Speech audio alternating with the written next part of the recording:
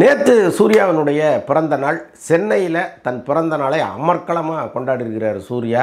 மும்பையிலிருந்து ஜோதிகா குழந்தைகளோடு சென்னைக்கு வந்தோடனே ஈசிஆரில் ஒரு மிகப்பெரிய ரிசார்ட்டை புக் பண்ணி குடும்பத்தினரோடு நண்பர்களோடு பிரம்மாண்டமாக அந்த பிறந்தநாள் விழாவை கொண்டாடிருக்கிறாரு.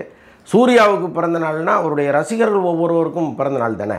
அவங்களும் ஒரு பக்கம் அமர்க்களமாக பல ஏரியாக்களில் அந்த இரத்த தான முகாம் அது இதுன்னு ஏகப்பட்ட வேலைகளை செஞ்சுருக்கிறாங்க. முக்கியமாக இந்த நேரத்தில் அவர்களை நம்ம பாராட்டணும். ஏன்னா சூர்யா பற்றி நம்ம சில விஷயங்கள் பின்னாடி பேச போகிறோம், அது வேறு.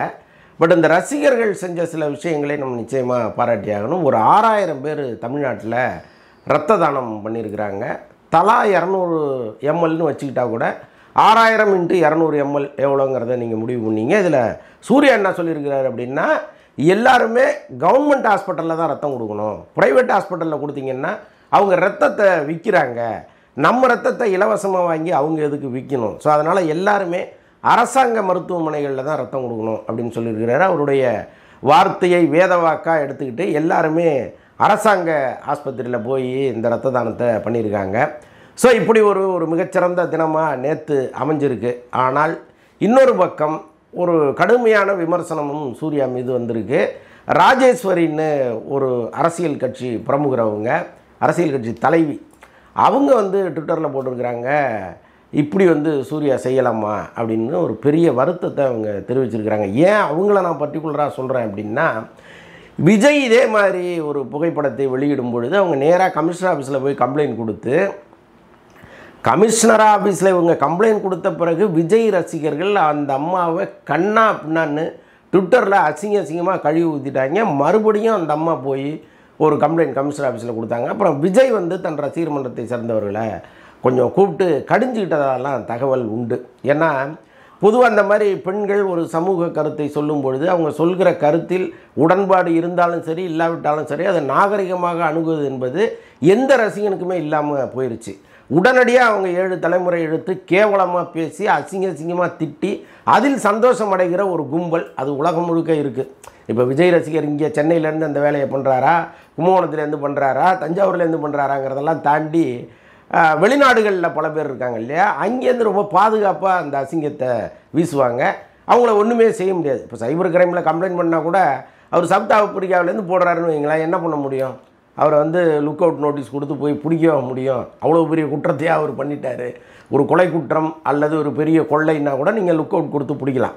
பட் இந்த மாதிரி விஷயங்களுக்கு எத்தனை பேரை பிடிப்பீங்க? ஆயிரக்கணக்கான பேர் இந்த வேலையிலேயே இருக்கான். ஸோ அப்படி ஒன்றுமே பண்ண முடியாது. அப்படிப்பட்ட அந்த பெண்மணி நேற்று அந்த பிரச்சனைக்குள்ளான ராஜேஸ்வரி மீண்டும் ஒரு முறை தன்னுடைய வருத்தத்தை தெரிவிச்சிருக்கிறாரு. எல்லாருமே பெரிய அதிர்ச்சிக்கு ஆளானது என்னென்னா, இந்த சூர்யா 44ல் சூர்யா சிகரெட் குடித்து விட்டு அப்படியே சிகரெட்டோடு நடந்து வராரு. அவர் கையில் ஒரு கன்று வச்சு அப்படியே சுடுற மாதிரி நிற்கிறாரு. இது ஒரு கிளிம்ஸ், அப்படியே ஒரே ஷாட்டில் எடுத்துருக்குறாங்க. அந்த சிகரெட்டு புகைய அந்த சாம்பல் அந்த முனையில் அது அவ்வளோ பெருசு நிற்கிது. அப்போ கட் பண்ணி எடுத்தாங்கன்னா அந்த சாம்பல் அவ்வளோ வருவதற்கு வாய்ப்பு இல்லை. ஸோ அப்போ ஒரே ஷாட்டில் அதை எடுத்திருக்காங்கன்னு நம்ம புரிஞ்சுக்கலாம். ஓகே, ஆனால் சூர்யா இப்படி ஒரு காட்சியில் நடித்தது சரியா தவறாங்கிற ஒரு மிகப்பெரிய விவாதம் இங்கே கிளம்பியிருக்கு. நல்ல வேளையாக பாமக அன்புமணி ராமதாஸ் எல்லாம் சூர்யாவுக்கு எதிராக அந்த அஸ்திரத்தை கையில் எடுக்கலை. ஏன்னா ஏற்கனவே அவங்க 2 பேருக்கும் ஒரு வாக்கிய வரப்பு தகராறு இருக்குது. ஜெய்பீம் படத்தில் பாமகவினரை அவர் இழிவுபடுத்திட்டார் சூர்யா அப்படின்னு சொல்லி ஒரு மிகப்பெரிய பிரச்சனையாக அது மாதிரி. நல்ல வேளையாக அது ஓடிடியில் வந்துச்சு. தியேட்டரில் வந்ததுன்னா அந்த கதையே வேறையாயிருக்கும். வட மாவட்டங்களில் அந்த படம் ஓடுவதற்கான வாய்ப்பே இல்லாமல் பண்ணியிருப்பாங்க. அவ்வளோ பெரிய பிரச்சனை வந்த பிறகு சூர்யாவுக்கு போலீஸ் பாதுகாப்புலாம் கொடுத்து ஒரு வீட்டில் இன்னமும் போலீஸ் நின்றுட்டு இருக்குது. அவர் எப்போவுமே கூட போலீஸோடு ட்ராவல் பண்ணும்போது ஒரு மிகப்பெரிய எரிச்சலாக இருக்குன்னு மும்பைக்கே ஓடி போயிட்டார்.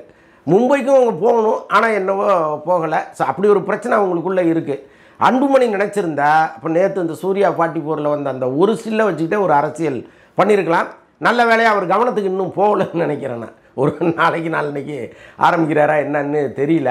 எனக்கு இந்த நேரத்தில் ஒரு சம்பவம் ஒன்று ஞாபகம் வருது. ஒரு முறை விவேக் ஒரு பட விழாவில் பேசினார். அந்த விழாவில் சூர்யா இருக்கார், கார்த்தி இருக்கார், சிவகுமார் இருக்கார். அப்போ ரொம்ப கலகலப்பாக பேசினார். இப்போ பொதுவாகவே விவேக் ஒரு மேடையில் பேசினாருன்னா நம்ம நாள் முழுக்க கேட்டுக்கிட்டே இருக்கலாம், அவ்வளோ இன்ட்ரெஸ்டிங்காக பேசுவார். அப்போ அவர் சொன்னார், இந்த டி நகர் பகுதியில் இருக்கிற டாஸ்மாக் எல்லாம் பயங்கர லாஸ் ஆகி போச்சு, அங்கே வியாபாரமே நடக்கலை, என்னடா தமிழ்நாடு முழுக்க நல்லா பிச்சுக்கிட்டு போகுது, டி நகர் ஏரியாவில் மட்டும் ஏன்டா நடக்கலை அப்படின்னா, சிவகுமார் சார் இதே வேலையாக இருக்கார். போகிறவரெல்லாம் கூப்பிட்டு குடிக்காதன்னு அட்வைஸ் பண்ணி அவங்க டி நகர் ஏரியாவுக்கே வரமாட்டேங்கிறான் குடிக்காரன், எல்லாம் தப்பிச்சு வேறு ஏரியாவுக்கு போய் குடிக்க ஆரம்பிச்சிட்டாங்க, அதனால் வியாபாரமே படுத்துருச்சு அப்படின்னு ஒரு சொல்ல எல்லாருமே விழுந்து பயங்கரமாக சிரித்தாங்க. சிவகுமாரே அப்படி விழுந்து சிரித்தார்.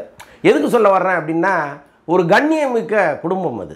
அந்த குடும்பத்திற்குன்னு தமிழ் சினிமாவில் வந்து ஒரு மிகப்பெரிய மரியாதை உண்டு. எப்படி ஒரு சிவாஜி குடும்பம்னா மரியாதையாக பார்க்குறாங்களோ அந்த மாதிரி சிவகுமார் சார் குடும்பம்னா மரியாதையாக பார்க்குற வழக்கம் இங்கே இருக்குது. ஏன்னா பெரும்பாலும் அவங்க வந்து ஒரு சில்லறத்தனமான வேலைகளில் ஈடுபட மாட்டாங்க. இப்போ பல பேரை நம்ம பார்க்குறோம், ரொம்ப இழிவான சிக்கலில் போய் மாட்டிப்பாங்க. இந்த வீடியோ வந்துச்சு, அதை வெளியிட்டது அவர் தான், இவர் தான், கும்பலாக போனாங்க, குடித்தாங்க, குப்புற விழுந்தாங்க, வாந்தி எடுத்தாங்க, இவளோட அவனுக்கு பிரச்சனை, அவளோட இவனுக்கு பிரச்சனை, ஏகப்பட்ட பிரச்சனைகள் இங்கே இண்டஸ்ட்ரியில் இருக்குது. ஆனால் இந்த சூர்யா கார்த்தியை பற்றி மட்டும் பெருசாக வராது. வந்திருக்கு ஒரு காலத்தில், சின்னதாக அப்படி வருமே தவிர ஒரேடியாக வந்து ஒரு அருவருப்பான ஒரு விஷயத்தை எந்த காலத்துலேயும் அவங்க பண்ணது கிடையாது. அப்படிப்பட்ட குடும்பத்திலேருந்து இப்படி ஒரு ஸ்டில்லை வெளியிடணுமா, ஒரு கிளிம்ஸை வெளியிடணுமாங்கிறது ஒரு மிகப்பெரிய கேள்வியாக இருக்குது. மீண்டும் நான் ஏன் அதை சொல்ல வர்றேன் அப்படின்னா, பேரழகன் படத்தின் போது ஏவிஎம் சரவணன் வந்து சூர்யாவை கூப்பிட்டு ஒரு விஷயம் ஒன்று சொன்னார். தம்பி, இப்போ உங்கள் அப்பா வந்து இவ்வளவு காலம் கிட்டத்தட்ட 80, அப்போ அவர் சொல்லும் பொழுது அவருக்கு வயசு வந்து ஒரு 70 இருக்கலாம், அல்லது ஒரு 65 இருக்கலாம். அவர் தன் வாழ்நாளில் காபி டீயே குடித்ததில்லப்பா, அவ்வளோ ஒழுக்கமாக அவர் இருக்கார். உங்களையும் அப்படி தான் அவர் வளர்த்துருக்கிறாரு. இந்த பொறுப்பை நீங்கள் படத்துலையும் கண்டிப்பாக கடைபிடிக்கணும். என்ன சொல்ல வர்றேன் அப்படின்னா, உன்னுடைய படத்தில் மக்களுக்கு எதெல்லாம் தீமையோ அதெல்லாம் சொல்லவே கூடாது அப்படின்னு கூப்பிட்டு கிட்டத்தட்ட சத்தியம் வாங்காத குறையாக சூர்யாட்ட சொன்னோன்னே, சூர்யா வந்து ஏவிஎம் சரவணன் எவ்வளோ பெரிய ஆள், எப்பேற்பட்ட ஆள் அப்படின்லாம் அவர் மனசில் ஒரு பெரிய பிரமிப்பும் பிம்பமும் இருக்கும் இல்லையா. சரிங்க யாருன்னு கையெடுத்து கும்பிட்டுட்டு அதுலேருந்து அதை கடைபிடிக்க ஆரம்பித்தார். நீங்கள் சூர்யாவினுடைய சில படங்களில் இந்த liquor is injurious to health அப்படிங்கிற கார்டே வராமல் இருக்கும், ஸ்மோக்கிங் இஸ் இன்ஜூரியஸ் டு ஹெல்த்துங்கிற கார்டும் இல்லாமல் படங்கள் வந்திருக்கு. நிறையா படங்கள் சூர்யா படங்கள் வந்திருக்கு. ஆனால் இன்றைக்கி இருக்கிற பல படங்களில் ஆல்மோஸ்ட் 99% படங்களில் இந்த கார்டு இல்லாமல் படமே வர்றதில்லை. ஆனால் சூர்யா படங்களில் இந்த கார்டே இல்லாமல் படங்கள் வந்திருக்கு. ஸோ அந்த அளவுக்கு அவர் வந்து ரொம்ப கான்சியஸாக அதில் இருந்திருக்கிறார். ஸோ அப்படிப்பட்ட சூர்யாவை கெடுத்து குட்டிச்சோறாக்குனது லோகேஷ் கனகராஜ் தான். லோகேஷ் கனகராஜினுடைய விக்ரம் படத்தில் கடைசியாக வந்த அந்த ரோலக்ஸ் கேரக்டரு எப்படிப்பட்ட கேரக்டருங்கிறது எல்லாருக்குமே தெரியும். அப்படி வாயிலெல்லாம் அப்படியே வந்து ஒரு வெத்தலை பாக்கு போட்ட மாதிரி அப்படியே ரத்தம் வழிய ஒரு வந்து அப்படி ஒரு போஸ் கொடுத்து அது வந்து அதிரி புதிரியான வரவேற்பை பெற்றுடுச்சு. சூர்யா ரசிகர்கள் மட்டுமல்லாமல் மற்றவர்கள் கூட அடடா பின்னி பெடல் எடுத்துட்டாரே அப்படிங்கிற அளவுக்கு பேசினாங்க. நமக்கு அதில் உடன்பாடு இல்லை. ஏன்னா அவர் ஓவர் ஆக்டிங்கிறத நம்ம காலகாலமாக சொல்லிகிட்டே இருக்கோம். அது பயங்கரமான ஓவர் ஆக்டிங். அது ஒரு அளவு கடந்த ஒரு ஆக்டிங்காக மாறினதில் நமக்கு ஒரு மிகப்பெரிய எரிச்சல் தான் அது. ஆனாலும் ஒரு பெரிய கூட்டம் வந்து அதை கொண்டாட ஆரம்பிச்சது. இதனுடைய காரணமாக, இதன் விளைவாக அவர் இந்த படத்தில் சிகரெட்டோட ஒரு என்ட்ரி கொடுப்பதாக நான் நம்புகிறேன். அதற்கு கிடைத்த வரவேற்பு தொடர்ந்து நமக்கு கிடைக்கணும் அப்படின்னு சூர்யா நினைக்கிறாரு. அதனால தான் இப்படிப்பட்ட ஒரு காட்சியில் நடிப்பதற்கே அவர் ஒத்துக்கிட்டாரோ அப்படின்னு நான் நினைக்கிறேன். ஆனால் சினிமாவை பார்த்து யாரும் கெட்டு போக மாட்டாங்க. இன்றைக்கி ஆல்மோஸ்ட் வந்து சினிமாவை விட சோசியல் மீடியாவில் எக்கச்சக்கமான அசிங்கங்களும் அருவருப்புகளும் இது மாதிரி பழக்கத்தை தூண்டுகிற விஷயங்களும் வந்துக்கிட்டே இருக்குது.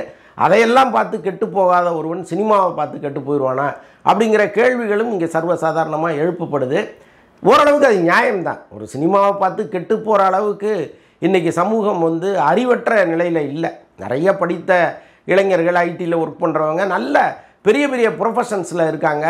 ரொம்ப நல்ல இளைஞர்கள்லாம் இன்றைக்கி நிறைய பேர் வந்துட்டாங்க. ஆனாலும் நடிகன் பின்னால் நின்று அவனை ஒரு பெரிய மனசில் அப்படியே அவனை வந்து ஒரு கடவுளாக நினச்சி அவன் செய்வதெல்லாம் நாமும் செய்யணும்னு நினைக்கிற கூட்டமும் இங்கே இருக்குது. நம்ம அதையும் இல்லைன்னு சொல்லவே முடியாது. ஒரு பெரும்பான்மை சமூகம் அறிவார்ந்த சமூகமாக மாறிட்டு இருந்தால் கூட அறிவற்ற இன்னொரு சமூகம் இங்கே உருவாகிட்டே இருக்குது. அவன் வந்து தன்னுடைய தலைவன், அதாவது இந்த நடிகன் வந்து ஒரு அருவாவை அப்படி முதுகுலேருந்து எடுத்தான்னா நாமளும் அப்படி ஒரு அருவாலை வச்சு அப்படி எடுக்கணும்னு ஆசைப்பட்றேன். இன்றைக்கி பல இடங்களில் நம்ம பார்க்குறோம். அந்த ரீல்ஸுங்கிறத அவங்க போடுறானுங்க. அதில் பார்த்தீங்கன்னா வன்முறை தாண்டவம் ஆடுது அந்த ரீல்ஸில். இன்றைக்கும் நீங்கள் காவல்துறையில் பல பேர் அந்த இன்ஸ்டாவில் வர்ற ரீல்ஸ்களை பார்த்து உள்ளே போய் தேடி பிடிச்சி கொண்டு வந்து மன்னிப்பு கேட்க வச்சு அவங்கள 2 தட்டு தட்டி அனுப்புகிறதெல்லாம் நம்ம பார்க்குறோம்.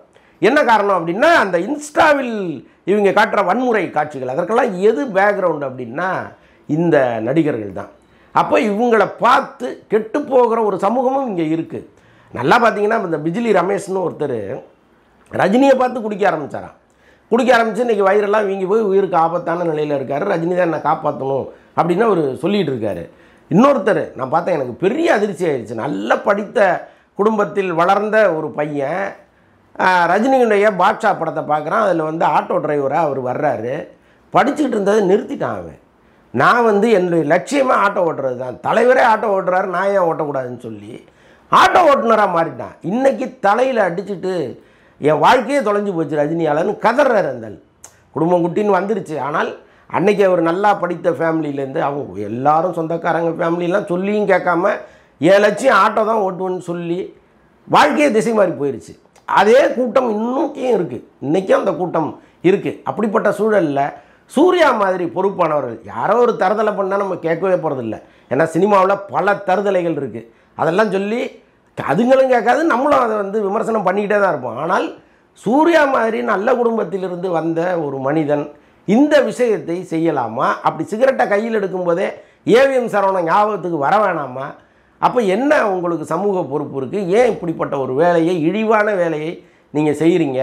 எனக்கு ரொம்ப ரொம்ப வருத்தமாக இருக்குது. சூர்யாவை கெடுத்து குட்டிச்சுவராக்குனதே லோகேஷ் கனகராஜ் தாங்கிற குற்றச்சாட்டையும் நாம் இங்கே வைக்க விரும்புகிறோம்.